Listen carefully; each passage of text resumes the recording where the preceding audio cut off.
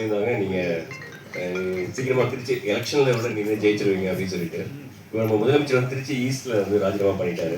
அந்த தொகுதியில நீங்க நிற்பீங்களா? ஏன் தொகுதி தானே அது ஏன் தொகுதி மீன்ஸ் நான் அங்கதான் ஓட்டு போனோம். அதான் சொல்றேன். அதுக்காக சொல்ல இது என்னன்னு இப்படிலாம் மாட்டி விடலாமே ஏன் தள்ளி போடுறீங்க? ஆனா ஃப்ரெண்ட்ஸ் வந்து எனக்கு வந்து நண்பர்கள் அதிகம் தான். அதனால இப்போ இங்க இருக்க நிறைய பேர் இங்க இருக்க நண்பர்கள் அதிகம் இல்லை.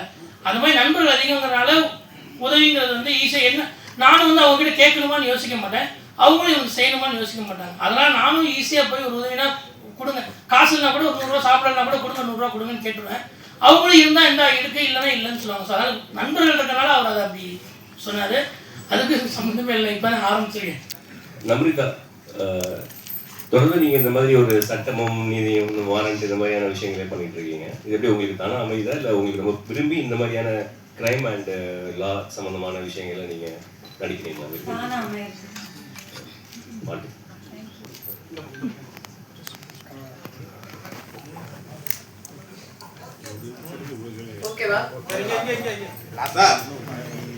பட்ஜெட்டுக்காண்டி வேற ஆர்டிஸ்ட் போடாம நீங்களே பண்ணிட்டீங்களா? சரி, ஜிபே அடுத்தடுத்து உங்களுக்கு வாய்ப்பு கிடைக்கணும்னு இது ஒண்ணு. எல்லாத்துக்கும் வந்து நன்றி சொல்றீங்க. தொகுப்பாளுக்கு ஏன் சொல்ல மாட்டீங்க?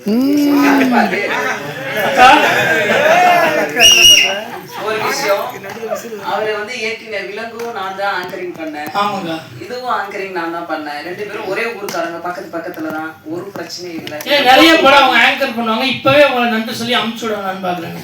இன்னும் நிறைய காலம் இதே ஸ்டேஜ்ல அக்கா எனக்காக நிறைய படம் பண்ணணும்னு ஆசை.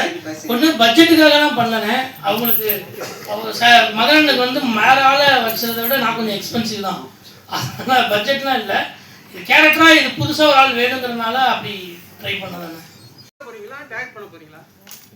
நாளைக்கு நீங்க சொல்லுங்க, நடிக்கவா உனக்கு வேணும்?